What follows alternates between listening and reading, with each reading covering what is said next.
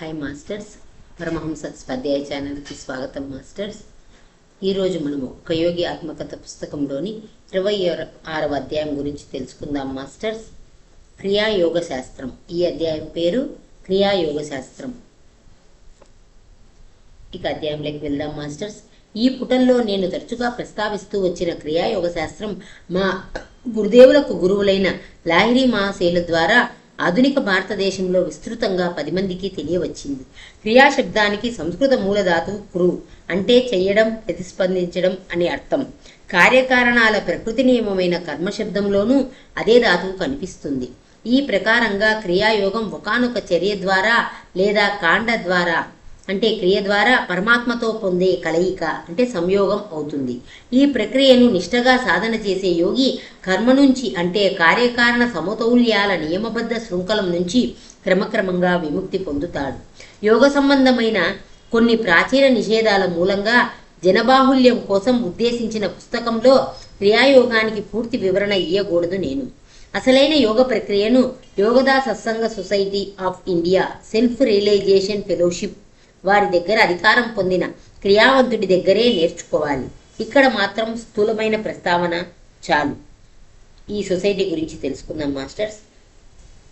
తమ తర్వాత సంస్థ యోగదా సత్సంగ సొసైటీ ఆఫ్ లేదా సెల్ఫ్ రియలైజేషన్ ఫెలోషిప్కి అధ్యక్షులుగా ఆధ్యాత్మిక నాయకులుగా వచ్చే వారికి అర్హత పొందిన విద్యార్థులకు క్రియాయోగం నేర్పడానికి, క్రియాయోగ దీక్ష ఇవ్వడానికి లేదా ఆ పని చేయడానికి యోగదాలో దీక్ష పొందిన ఒక సన్యాసిని నియమించడానికి యోగానంద గారు అధికారం ఇచ్చారు. ఈ క్రియాయోగ శాస్త్రం నిరంతర వ్యాప్తి ఆయన తమ యోగదా పాఠాల ద్వారా జరిగే ఏర్పాటు చేశారు.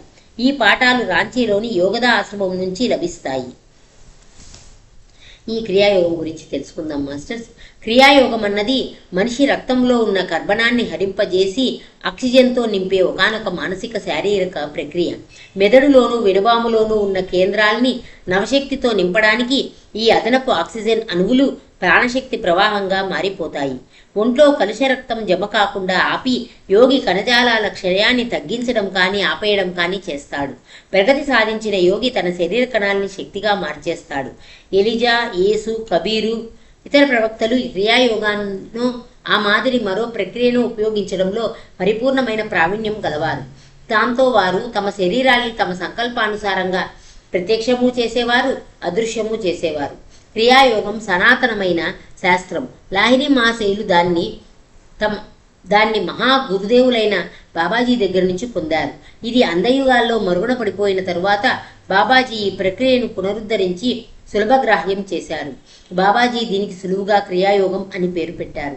ఈ 19వ శతాబ్దంలో నేను నీ ద్వారా ప్రపంచానికి అందిస్తున్న ఈ క్రియాయోగం కొన్ని వేల ఏళ్ల కిందట కృష్ణుడు అర్జునుడికి ఉపదేశించిన ఉత్తరోత్తర పతంజలికి, క్రీస్తుకు, సెయింట్ జాన్కు, సెయింట్ పాల్కు తదితర శిష్యులకు తెలిసి ఉన్న శాస్త్రానికి పునరుద్ధరణమే అన్నారు బాబాజీ. భగవద్గీతలో కృష్ణ భగవానుడు క్రియాయోగాన్ని 2 సార్లు ప్రస్తావించాడు. ఒక శ్లోకంలో ఇలా ఉంది: పీల్చే గాలిని విడిచే గాలిలో వేల్చి, విడిచే గాలిని పీల్చే గాలిలో వేల్చి 2 శ్వాసల్ని తటస్థీకరిస్తున్నాడు యోగి.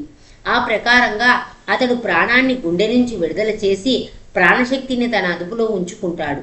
దీని తాత్పర్యం ఏమిటంటే యోగి ఊపిరితిత్తులు, గుండె చేసే పనిని నెమ్మది చేసి దాని ద్వారా అదనంగా ప్రాణం సరఫరా అయ్యేటట్టు చేసుకుని శరీరంలో తరుగుదలను అంటే జీవకణ క్షయాన్ని అరికడతాడు. అంతేకాకుండా అతడు అపానాన్ని, విసర్జక ప్రవాహాన్ని అదుపు చేసుకోవడం వల్ల ఒంట్లో పెరుగుదలకు సంబంధించిన మార్పుల్ని కూడా అరికడతాడు. ఈ ప్రకారంగా తరుగుదలను, పెరుగుదలను నిలుపు చేసి యోగి ప్రాణశక్తిని అదుపులో ఉంచడం నేర్చుకుంటాడు. గీతలో మరో శ్లోకం ఇలా చెబుతోంది: ఏ ముని మోక్షపరాయణుడై కనుబొమ్మల మధ్య బిందువు మీద చూపడం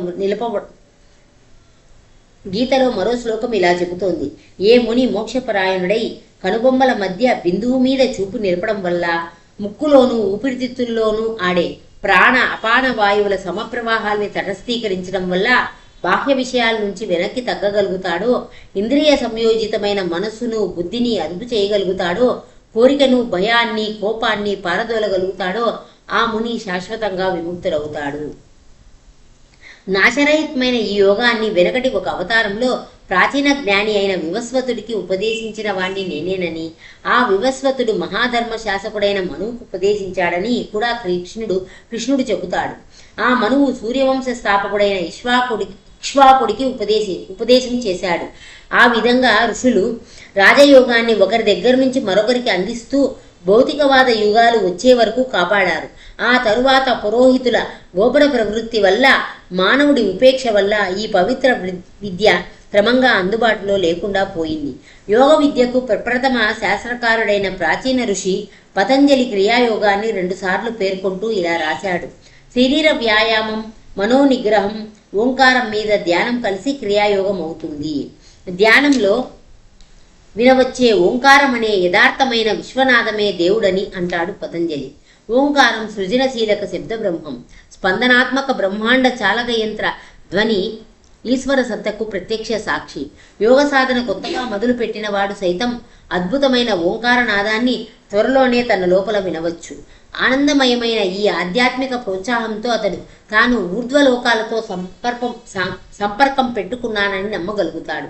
క్రియాయోగ ప్రక్రియ అంటే ప్రాణశక్తి నియంత్రణ గురించి పతంజలి 2వసారి ఇలా ప్రస్తావించాడు: ఉచ్ఛ్వాస నిశ్వాసాల గతిని విచ్ఛేదించడం ద్వారా జరిగే ప్రాణాయామం వల్ల ముక్తి సాధించవచ్చు. సెయింట్ పాల్కు క్రియాయోగం లేదా ఆ మాదిరి మరో ప్రక్రియ తెలుసు. దాని ద్వారా ఆయన ప్రాణశక్తి ప్రవాహాల్ని ఇంద్రియాల్లోకి వదలడం కానీ ఆపడం కానీ చేయగలుగుతుండేవాడు. అంచేతే ఆయన ఇలా అనగడిగాడు: క్రీస్తు అంటే మనకున్న పరమానందం మీద ఒట్టు వేసి చెబుతున్నాను, నేను రోజూ చనిపోతుంటాను. సెయింట్ పాల్ సాధారణంగా ఇంద్రియ జగత్తు వైపు సాగుతూ తద్వారా సత్యమనే అభాస దానికి కల్పిస్తూ ఉండే తన శారీరక ప్రాణశక్తిని ఒకానొక ప్రక్రియ ద్వారా అంతర్ముఖంగా కేంద్రీకరింపజేసి ప్రతిరోజు కూటస్థ చైతన్యంతో అంటే క్రీస్తు చైతన్యంలో మునిగి ఆనందిస్తూ యోగపరమైన నిజమైన తాదాత్మ్యాన్ని అనుభవిస్తూ ఉండేవాడు. ఆ ఆనందావస్థలో మాయా ప్రపంచపు ఇంద్రియ భ్రాంతులకు సంబంధించినంత వరకు తాను చచ్చినవాడి కిందే జమని లేదా వాటి నుంచి విముక్తుని అయ్యానని ఆయనకు స్పృహలో ఉండేది. దైవ సంసర్గపు ఆరంభ స్థితుల్లో భక్తుడి చైతన్యం విశ్వాత్మలో విలీనమవుతుంది. అతని ప్రాణశక్తిని శరీరంలోంచి లాగేసినట్టు అవుతుంది. అంటే సవికల్ప సమాధి స్థితిలో ఇలా జరుగుతుంది మాస్టర్స్. అప్పుడు ఆ శరీరం చచ్చిపోయినట్టుగా కదలిక లేకుండాను బిర్రబిగిసి ఉన్నట్టు కనిపిస్తుంది. తాను చైతన్యం స్తంభించిన శారీరక స్థితిలో ఉన్నానన్న స్పృహ యోగికి పూర్తిగా ఉంటుంది.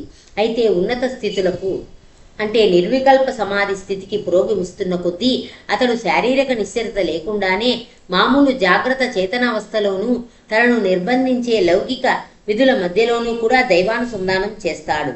వికల్పమనే సంస్కృత పదానికి భేదం, తాదాత్మ్య రాహిత్యం అనే అర్థం. సవికల్పం భేదంతో కూడుకున్న సమాధి స్థితి, నిర్వికల్పం అంటే భేదం లేని సమాధి స్థితి. అంటే సవికల్ప సమాధిలో భక్తుడు భగవంతుడి కంటే తాను భిన్నంగా ఉన్నానన్న అనుభూతి కొద్దిగా నిలుపుకుంటాడు.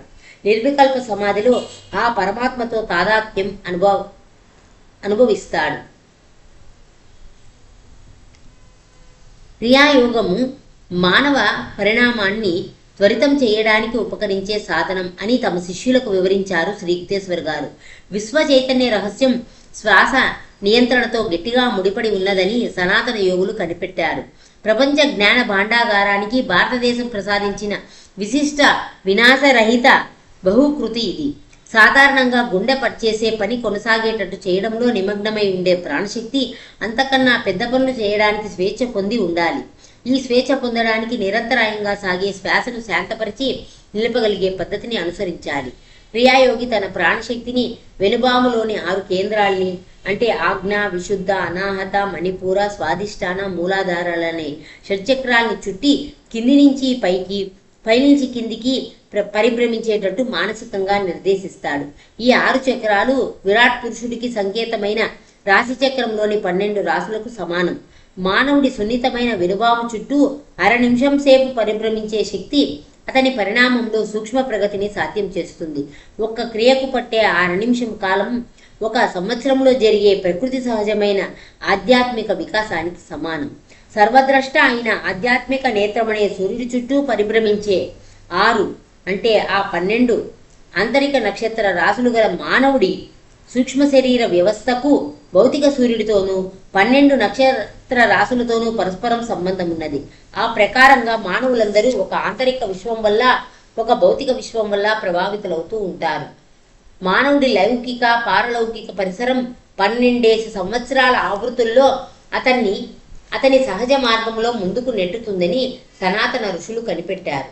మానవుడు తన మెదడు పరిపూర్ణ వికాసం పొందేటట్టు చేయడానికి, విశ్వ చైతన్యాన్ని పొందడానికి 10 లక్షల సంవత్సరాల సహజ వ్యాధిరహిత పరిణామం అవసరమని పవిత్ర గ్రంథాలు నొక్కి చెబుతాయి. 8.5 గంటల కాలం సాధన చేసిన 1000 క్రియలు యోగికి ప్రకృతి సహజమైన పరిణామంలో 1000 సంవత్సరాల్లో వచ్చే ఫలితాన్ని ఒక్క రోజులో కలిగిస్తాయి. 3,65,000 సంవత్సరాల పరిణామం ఒక్క ఏడాదిలో వస్తుంది. ఈ ప్రకారంగా 10 లక్షల సంవత్సరాల్లో ప్రకృతి తీసుకువచ్చే ఫలితాన్నే క్రియాయోగి ప్రతిభావంతమైన స్వయం కృషితో 3 ఏళ్లలో సాధించగలరు. అయితే గాఢంగా వికాసం సాధించిన యోగులు మాత్రమే క్రియాయోగమని అడ్డదారి తొక్కగలరు. అటువంటి యోగులు ఒక గురువు మార్గదర్శకత్వంలో గాఢ సాధన వల్ల జనించే శక్తికి తట్టుకోవడానికి తమ శరీరాన్ని మెదడును జాగ్రత్తగా సిద్ధం చేసుకుంటారు. ఆరంభ దశలో ఉన్న క్రియాయోగ సాధకుడు రోజుకు 2 సార్లు చొప్పున 14 మొదలు 24 సార్ల వరకు మాత్రమే యోగ సాధన చేస్తాడు. కొందరు యోగులు 6 ఏళ్లలో కానీ, 12 ఏళ్లలో కానీ, 24 ఏళ్లలో కానీ, 48 ఏళ్లలో కానీ విముక్తి సాధిస్తారు. ఒకవేళ ఏ యోగి అయినా సంపూర్ణ సాక్షాత్కారం సాధించకముందే చనిపోయినట్టయితే వెనకటి క్రియా సాధన బాపతు సత్కర్మను తన వెంట తీసుకుపోతాడు. కొత్త జన్మలో అతడు స్వాభావికంగానే అంతిమ లక్ష్యం వైపు ఆకృష్టుడవుతాడు. సగటు మనిషి శరీరం 50 వాట్ల కరెంటు బల్బు లాంటిది. ఆ శరీరం అత్యధిక క్రియా సాధన వల్ల ఉత్పన్నమయ్యే 1,00,000 కోట్ల వాట్ల శక్తిని ఇముడ్చుకోలేదు. సులభంగానూ నిర్దిష్టంగానూ ఉండే క్రియాయోగ పద్ధతుల్ని క్రమక్రమంగా నియమానుసారంగా పెంచుతూ సాధన చేయడం వల్ల మనిషి శరీరం రోజు రోజుకు సూక్ష్మ రూపంలో పరివర్తన చెందుతూ ఉంటుంది. చివరికి అది పరమాత్ముడి ప్రథమ భౌతిక క్రియాశీలక అభివ్యక్తి అయిన విశ్వశక్తి తాలూకు అనంత సామర్థ్యాల్ని అభివ్యక్తం చేయడానికి తగి ఉంటుంది. క్రియాయోగానికి తప్పుదారి పట్టిన ఉత్సాహవంతులు కొందరు నేర్పే అశాస్త్రీయమైన శ్వాస నియంత్రణ అభ్యాసాలకి ఎంతమాత్రం పోలిక లేదు. ఊపిరిని బలవంతంగా ఊపిరితిత్తుల్లో బిగబట్టి ఉంచడం అసహజమే కాకుండా నిస్సందేహంగా అసౌఖ్యమయ్యింది కూడా. కానీ క్రియా సాధనలో అలా కాకుండా మొదటి నుంచి కూడా ప్రశాంతత అనుభూతులు కలుగుతాయి. అంతేకాక వెలుబాములో పునరుత్పాదక ఫలితాన్ని ఇచ్చే ఉపశమనకారక సంవేదనలు కూడా తోడై ఉంటాయి. ఈ సనాతన యోగ ప్రక్రియ శ్వాసను మనోద్రవ్యంగా మార్చేస్తుంది. ఆధ్యాత్మిక ప్రగతి ద్వారా ఎవరైనా శ్వాసను ఒక మనోభావనగా, అంటే మనసు చేసే ఒక పనిగా, ఒక స్వప్న శ్వాసగా గుర్తుపట్టగలుగుతారు. మానవుడి శ్వాసక్రియ ప్రమాణానికి, అతని చైతన్య స్థితులలోని మార్పులకు గణితపరమైన సంబంధాన్ని నిరూపించడానికి అనేక దృష్టాంతాలు చూపించవచ్చు. అత్యంత సంకీర్ణమైన బుద్ధి సంబంధమైన తర్కవాదాల్ని ఆలకిస్తూ ఉండడం, అతి సున్నితమైన లేదా అతి కఠినమైన అంగవిన్యాసం చేస్తూ ఉండడం వంటి సందర్భాల్లో తన మనస్సును పూర్తిగా ఒకదాని మీద లగ్నం చేసి ఉన్నవాడు చాలా మెల్లగా శ్వాసిస్తాడు. ఇది దానంతటా అది జరుగుతుంది. మనోలగ్నత మందశ్వాస మీద ఆధారపడి ఉంటుంది. భయం, కామం, క్రోధం అనే హానికరమైన భావావేశ స్థితులకు తప్పనిసరిగా తోడై వచ్చేవి త్వరిత శ్వాసలు, విషమ శ్వాసలు. మనిషి సగటున నిమిషానికి 18 సార్ల చొప్పున ఊపిరి తీసుకుంటే మనశ్చాంచల్యం గల కోతి 32 సార్ల చొప్పున తీసుకుంటుంది. దీర్ఘ ఆయుర్దాయానికి పేరుగన్న ఏనుగు, తాబేలు, పాము వంటి జీవుల శ్వాసక్రియ ప్రమాణం మనిషి శ్వాసక్రియ ప్రమాణం కన్నా తక్కువ. మాట వరుసకు 300 ఏళ్ల వరకు బతికే అవకాశం ఉన్న రాకాసి తాబేలు నిమిషానికి 4 సార్లే శ్వాసిస్తుంది. నిద్ర వల్ల కలిగే పునరుజ్జీవన ఫలితాలకు కారణం మనిషికి తన ఒంటి మీద, ఊపిరి మీద తాత్కాలికంగా స్పృహ లేకపోవడమే. నిద్రపోతున్న వాడు యోగి అవుతాడు. ప్రతి రాత్రి అతను శారీరక స్పృహ నుంచి తనను తాను విడుదల చేసుకొని తన ప్రాణశక్తిని ప్రధానమైన మెదడు భాగంలోనూ, వెనుబాము కేంద్రాలనే 6 ఉపశక్తి జనక స్థానాలలోనూ ఉన్న ఉపశమన కారక ప్రవాహాల్లో లీనం చేస్తూ అనుకోకుండానే యోగక్రియ చేస్తూ ఉంటాడు. ప్రాణులన్నింటినీ పోషించే విశ్వశక్తి నిద్రపోతున్న వాణ్ణి అతనికి తెలియకుండానే తిరిగి ప్రాణశక్తితో నింపుతుంది. స్వచ్ఛంద యోగి సులువైన సహజ ప్రక్రియ ఒకటి ఉద్దేశపూర్వకంగా సాధన చేస్తాడు. నిద్రపోతున్న వాడిలో మందగతిలో అసంకల్పితంగా సాగేటట్లు మాత్రం కాదు. క్రియాయోగి తన శరీర కణాలన్నింటినీ అక్షయకాంతితో నింపి పరిపుష్టం కావించడానికి, తద్వారా వాటిని ఆధ్యాత్మికంగా యస్కాంతీకరించిన స్థితిలో ఉంచడానికి ఈ ప్రక్రియను వినియోగిస్తాడు. శాస్త్రీయంగా శ్వాసక్రియ అనవసరమయ్యేటట్టు చేస్తాడు. అంతేకాకుండా నిద్ర, అపస్మారం లేదా చావు వంటి వ్యతిరేక స్థితుల్లోకి పోకుండా ఉంటాడు. తన సాధన సమయాల్లో మాయకు లోబడి ఉంటే ప్రాకృతిక నియమానికి లోబడి ఉన్న మనుషుల్లో ప్రాణశక్తి ప్రవహించేది బాహ్య ప్రపంచం వైపు. ఆ ప్రవాహాలు వృధా అవుతుంటాయి, ఇంద్రియ భోగాల్లో దుర్వినియోగం అవుతుంటాయి. క్రియా సాధన ఈ ప్రవాహాన్ని వెనక్కి మళ్లిస్తుంది. ప్రాణశక్తిని మానసికంగా అంతర్జగత్తుకు నడిపించి అది వెనుబాములోని సూక్ష్మ శక్తులతో తిరిగి ఐక్యమయ్యేటట్టు చేయడం జరుగుతుంది. ఈ విధంగా ప్రాణశక్తిని పునఃపూరణం చేయడం వల్ల యోగి శరీరంలోనూ మెదడులోనూ ఉన్న కణాలు ఆధ్యాత్మిక అమృతంతో పునర్నవం చెందుతాయి. సరైన ఆహారం, సూర్యకాంతి, సమంజసమైన ఆలోచనల ద్వారా ప్రకృతిని దాని దివ్య ప్రణాళికలను అనుసరించి నడుచుకునే మానవులు 10 లక్షల సంవత్సరాల్లో ఆత్మసాక్షాత్కారం పొందుతారు. మెదడు స్వరూపంలో కనీసం స్వల్పమైన మెరుగుదల తీసుకురావాలన్నా కూడా 12 సంవత్సరాల ఆరోగ్యవంతమైన మామూలు జీవనం అవసరం. మెదడనే ఇంటిని విశ్వచైతన్యావతరణకు సరిపడేటట్లుగా పరిశుభ్రం చేయాలంటే 10 లక్షల సంవత్సరాలు పడుతుంది. అయితే క్రియాయోగి ఒక ఆధ్యాత్మిక శాస్త్రాన్ని అనుసరించి అతి దీర్ఘకాలం ప్రకృతి నియమాల్ని జాగ్రత్తగా అనుసరించవలసిన అవసరం తనకు లేకుండా చేసుకుంటాడు. ఆత్మను శరీరానికి సంబంధించే ఊపిరితాడు చిక్కుముడి విప్పుతూ క్రియాయోగం ఆయుర్దాయం పెంచడానికి, చైతన్యాన్ని అనంతం వరకు విస్తరింపజేయడానికి ఉపకరిస్తుంది. ఈ యోగ ప్రక్రియ మనస్సుకు భౌతిక బంధాల్లో చిక్కుపడ్డ ఇంద్రియాలకు మధ్య సాగే పెనుగులాటలోంచి బయటపడేటట్టు చేసి భక్తుడు తన శాశ్వత రాజ్య వారసత్వాధికారాన్ని తిరిగి పొందేటట్టుగా స్వేచ్ఛ ప్రసాదిస్తుంది. అప్పుడు అతను తన అసలు స్వరూపం శరీరకోశ బంధానికి కానీ, ఊపిరికి కానీ, అంటే గాలికి, ప్రకృతి భౌతిక నిర్బంధాలకు మధ్యమానవుడు బానిసై ఉండడానికి చిహ్నమైన శ్వాసకు కానీ కట్టుబడి ఉన్నది కాదని తెలుసుకుంటాడు. తన శరీరం మీద, మనసు మీద తానే ఆధిపత్యం వహించిన వాడై క్రియాయోగి చివరి శత్రువు అయిన మృత్యువు మీద విజయం సాధిస్తాడు. మనుషుల్ని కబలించే మృత్యువును కబలించు నువ్వు. మృత్యువే కనుక మరణిస్తే అటుపై మరణించడమే అనేదే ఉండదు. నాశనం కావలసిన చివరి శత్రువు మృత్యువు అని బైబిల్లో చెప్పబడి ఉంది. పరమహంస యోగానంద గారి మరణానంతరం ఆయన భౌతిక కాయం చెడిపోకుండా ఉండడం ఆయన పూర్ణసిద్ధి పొందిన క్రియాయోగి అని నిరూపించింది. అయితే చనిపోయిన తరువాత శారీరక అవినాశాన్ని మహాపురుషులందరూ ప్రదర్శించారు. అటువంటి అలౌకిక చర్యలు ఏదో ఒక ప్రత్యేక ప్రయోజనం కోసం మాత్రమే జరుగుతాయని హిందూ పవిత్ర గ్రంథాలు చెబుతాయి. పరమహంస యోగానంద గారి విషయంలో ఆ ప్రత్యేక ప్రయోజనం పాశ్చాత్యులు యోగశాస్త్రం విలువ తెలుసుకొని దాన్ని ఒప్పుకోవడమేనన్న దాంట్లో సందేహం లేదు. పాశ్చాత్య లోకానికి సేవలు అందించమని బాబాజీ శ్రీ యుక్తేశ్వర్లు యోగానంద గారిని ఆదేశించారు. తమ జీవితంలోనూ మరణంలోనూ కూడా యోగానందులు ఆ ఆదేశాన్ని శిరసా వహించారు. అంతఃపరిశీలన లేదా మౌనంలో కూర్చోవడం అన్నది శాస్త్రీయమైన పద్ధతి కాదు. ప్రాణశక్తి చేత ముడిపడి ఉన్న మనస్సును ఇంద్రియాల్ని బలవంతంగా విడదీయడానికి చేసే ప్రయత్నం ఇది.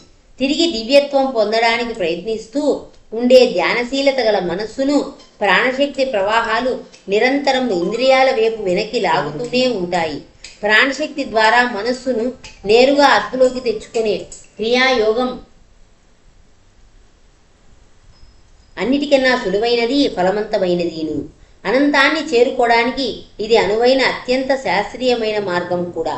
దేవుణ్ణి చేరడానికి ఉద్దేశించిన దైవశాస్త్ర మార్గం నిదానము, అనిశ్చితము అయిన ఎద్దుబండి బాట.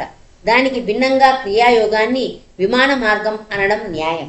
యోగశాస్త్రం అన్ని రకాల ధారణ, ధ్యాన ప్రక్రియల అనుభవ హేతువు మీద ఆధారపడ్డది.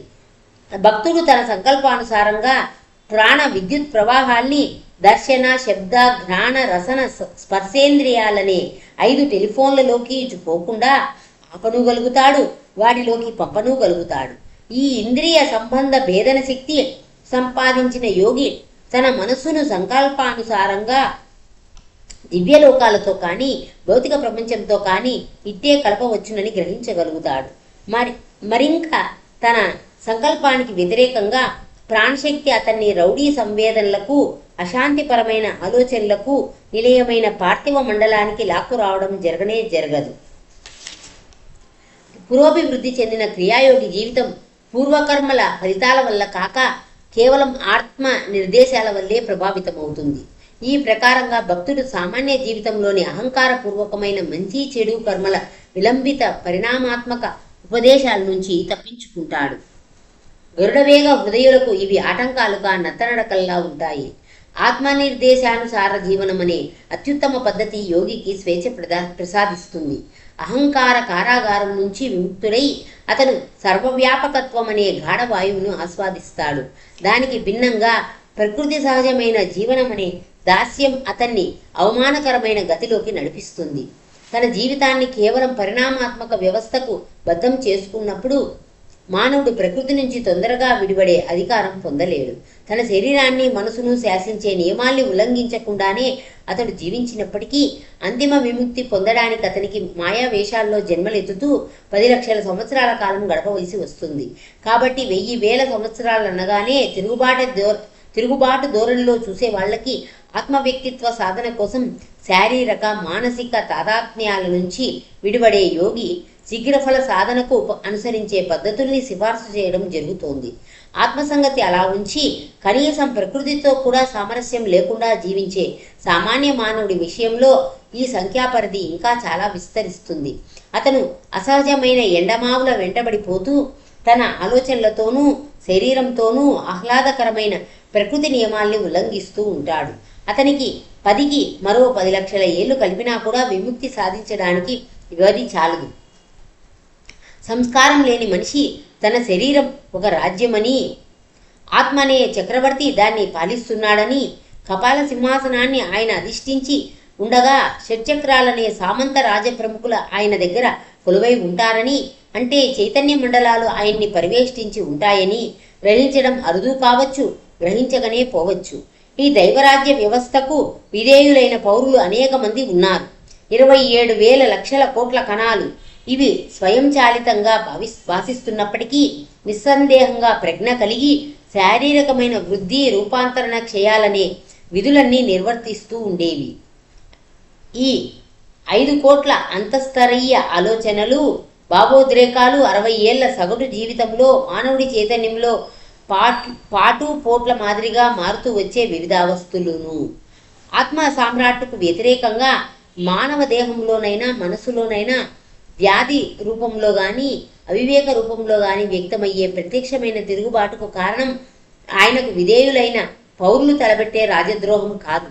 మానవుడు తనకు దక్కిన వ్యక్తిత్వాన్ని లేదా స్వతంత్రేచ్ఛను పూర్వమో ప్రస్తుతమో దుర్వినియోగం చేయడమే. ఆ స్వతంత్రేచ్ఛ అతనికి ఆత్మతో పాటు ఇచ్చినదే. అంతేకాదు, ఇచ్చింది మళ్ళీ వెనక్కి తీసుకోవడానికి వీలు లేకుండా ఇచ్చినదే. మానవుడు తుచ్చమైన అహంకారంతో మమేకమై ఆలోచనలు చేసేవాడు, సంకల్పించేవాడు, అనుభూతి పొందేవాడు, అన్నం జీర్ణం చేసేవాడు, తనను సజీవంగా ఉంచేవాడు తానేనని అనుకుంటూ ఉంటాడు. కానీ తన సాధారణ జీవితంలో తాను వెనకటి చేతలకు అంటే కర్మలకు, ప్రకృతికి లేదా పరిసరానికి కీలుబొమ్మను తప్ప మరేమీ కానని ఆలోచించుకొని ఆలోచన కూడా రవ్వంతా చాలు అంగీకరించడు. ప్రతి మనిషి తాలూకు భౌతిక ప్రతిస్పందనలు, అనుభూతులు, చిత్తవృత్తులు, అలవాట్లు కేవలం వెనకటి హేతువులకు ఫలితాలే. హేతువులు ఈ జన్మలోనైనా కావచ్చు, ఏ పూర్వజన్మలోవైనా కావచ్చు. అయితే అటువంటి ప్రభావాలన్నిటికీ అతీతంగా సమున్నతంగా ఉంటుంది రాజాది రాజసమమైన ఆత్మ. క్రియాయోగి స్వల్పకాలికమైన సత్యాన్ని, స్వాతంత్ర్యాల్ని తిరస్కరించి మాయావరణం అంతటినీ దాటి విముక్త జీవుడవుతాడు. మానవుడు జీవించే ఆత్మే కానీ నశించే శరీరం కాదని ప్రపంచంలోని పవిత్ర గ్రంథాలన్నీ ఉద్ఘోషిస్తాయి. ఈ పవిత్ర గ్రంథాలు చెప్పే ఉద్ఘోషను నిరూపించడానికి అతనికి క్రియాయోగంలో ఒక పద్ధతి దొరుకుతుంది. బాహ్య కర్మకాండ అజ్ఞానాన్ని నాశనం చెయ్యలేదు. ఎంచేతంటే అవి రెండు పరస్పర విరుద్ధమైనవి కావు అన్నారు ఆచార్య శంకరులు శ్లోక శతకంలో. అనుభవం ద్వారా కలిగిన జ్ఞానం ఒక్కటే అజ్ఞానాన్ని నాశనం చేస్తుంది. ఆత్మవిచారం వల్ల తప్ప మరే సాధనం ద్వారాను జ్ఞానం ఉదయించదు. నేనెవర్ని, ఈ జగత్తు ఎలా పుట్టింది, దీనికి కర్త ఎవరు, దీనికి భౌతిక హేతువు ఏమిటి అంటూ ఈ మాదిరిగానే విచారణ సాగాలి. ఈ ప్రశ్నలకు బుద్ధి సమాధానం చెప్పలేదు. అంచేతనే ఋషులు ఆధ్యాత్మిక విచార ప్రక్రియగా యోగాన్ని రూపొందించారు. నిజమైన యోగి తన ఆలోచనల్ని, ఇచ్ఛాశక్తిని, అనుభూతుల్ని విషయ వాంఛలతో తప్పుగా ఏకీభావం పెట్టుకోకుండా అరికట్టి మేరుదండ మందిరాల్లో నెలకొని ఉన్న అధిచేతన శక్తులతో మనస్సును ఐక్యం చేసి దేవుడు నిర్ణయించిన రీతిగా ప్రపంచంలో బతుకుతాడు. ప్రారబ్ధ ప్రభావోద్రేకాల వల్ల కానీ, మానవ అవివేకమూలమైన నూతన ప్రేరణల వల్ల కానీ ప్రేరితుడు కాడతడు. సర్వోత్తమ ఆకాంక్షను సబలీకృతం కావించుకొని అతడు అక్షయానందమయుడైన పరమాత్మ చరమాశ్రయంలో సుక్షేమంగా ఉంటాడు. యోగ విద్యకున్న అమోఘ క్రమానుగత సాఫల్య శక్తి గురించి ప్రస్తావిస్తూ కృష్ణుడు దాన్ని శాస్త్రోక్తంగా సాధన చేసిన యోగిని ఈ విధంగా ప్రశంసిస్తాడు. శారీరక క్రమశిక్షణ సాధన చేసే తపస్సుల కన్నా గొప్పవాడు యోగి. జ్ఞాన మార్గాన్ని కానీ కర్మ మార్గాన్ని కానీ అనుసరించే వాళ్ళకన్నా కూడా గొప్పవాడు. కాబట్టి ఓ శిష్య అర్జున, నువ్వు యోగివి అవు. భగవద్గీతలో పదే పదే ప్రశంసిస్తూ వచ్చిన నిజమైన అగ్ని కార్యం క్రియాయోగమే. యోగి మానవ సంబంధమైన తన అభిలాషల్ని అసదృశుడైన దేవుడికి అర్పిస్తూ అద్వైత హోమాగ్నిలో హవనం చేస్తాడు. భూత వర్తమాన వాంఛలన్నీ దివ్య ప్రేమాగ్నిలో హుతమయ్యే నిజమైన యోగ సంబంధమైన అగ్ని కార్యం ఇదే. ఆ పరమాగ్ని జ్వాల మానవోన్మాద హవిస్సు నంతని అందుకుంటుంది. కల్మష క్షాళనం జరిగి మానవుడు పరిశుద్ధుడవుతాడు. అలంకారికంగా చెప్పాలంటే ఎముకలు కోరిక కండ నుంచి విడివడి కర్మ అనే అస్థిపంజరం సూక్ష్మక్రిమి నాశకుడైన జ్ఞానసూర్యుడి కిరణాలతో క్షాళితమై మానవుడి ముందు దేవుడి ముందు కూడా నిరపరాధి అయ్యి మనిషి చివరికి పరిశుద్ధుడవుతాడు.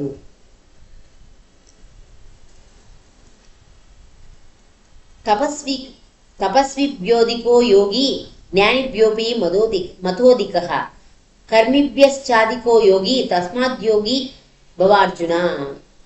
భగవద్గీతలో చెప్పబడింది మాస్టర్స్ ఈ శ్లోకము.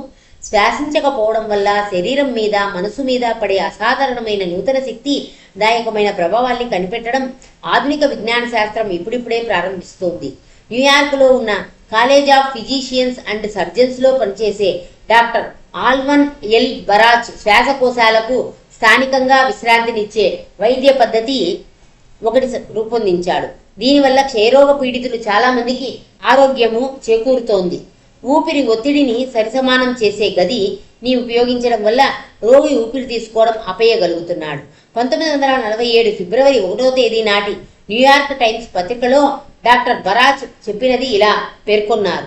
శ్వాస ఆగిపోవడం వల్ల కేంద్ర నాడీ వ్యవస్థ మీద కలిగే ప్రభావం చాలా ఆసక్తికరమైనది. శరీరం చివరి భాగాల్లో ఉండే స్వయం చాలకమైన కండరాల్ని కదపాలన్న కోరిక చాలా తగ్గిపోతుంది. చేతులు కదపకుండాను భంగిమ మార్చకుండాను కూడా రోగి గంటల తరబడి ఆ గదిలో పడుకుని ఉండవచ్చు. స్వయం ప్రేరితమైన శ్వాసక్రియ ఆగిపోయినప్పుడు రోగికి పొగ తాగాలన్న కోరిక మాయమవుతుంది. రోజుకు 2 పెట్టెల సిగరెట్లు కాల్చే అలవాటు ఉన్న వాళ్ళకు కూడా ఆ కోరిక పుట్టదు. అనేక సందర్భాల్లో అటువంటి స్థితిలో కలిగే విశ్రాంతి ఏ విధంగా ఉంటుందంటే రోగికి మనసును రంజింపజేసే అవి అవసరం కావు. ఈ వైద్యము విలువను బహిరంగంగా రూఢి చేస్తూ డాక్టర్ బరాచ్ 1951లో ఇలా అన్నాడు. ఇది ఊపిరితిత్తులకు మాత్రమే కాక శరీరం అంతకు విశ్రాంతి ఇస్తుంది. మనసు విషయంలో ఇది మరీ స్పష్టం. మాట వరుసకి గుండె చేసే పనిలో 3వ వంతు తగ్గిపోతుంది. రోగులు ఆందోళన పడడం మానేస్తారు. ఎవరికీ విసుగు పుట్టదు. ఈ యథార్థాన్ని బట్టి యోగులకు మానసికంగా కానీ శారీరకంగా కానీ నిర్విరామ కార్యకలాపాలు జరపాలన్న అభిలాష లేకుండా సుదీర్ఘ కాలాలను నిశ్చలంగా కూర్చోవడం ఎలా సాధ్యమవుతుందో గ్రహించడం మొదలు పెడతారు. అటువంటి ప్రశాంత స్థితిలో మాత్రమే ఆత్మ తిరిగి దేవుడి దగ్గరికి వెళ్ళే దారిని కనుక్కుంటుంది. శ్వాసించకపోవడం వల్ల నిర్దిష్టమైన కొన్ని లాభాలు పొందడానికి మామూలు మనిషికైతే ఈక్వలైజింగ్ ప్రెషర్ ఛాంబర్ తప్పకుండా ఉండవలసిన అవసరం ఉన్నప్పటికీ యోగికి మాత్రం శారీరకంగాను మానసికంగాను ఆత్మజ్ఞాన పరంగాను లాభాలు పొందడానికి క్రియాయోగం తప్ప మరేమీ అక్కర్లేదు. ఈ విషయాలు ఇంకా కొంచెం వివరించినారు మాస్టర్స్ ఈ అధ్యాయంలో. ఇప్పుడు మనం ఇంకా కొన్ని విషయాలు తెలుసుకుందాం మాస్టర్. ఈ అధ్యాయంలో యోగం గురించి కొన్ని శ్లోకాలలో చెప్పబడింది.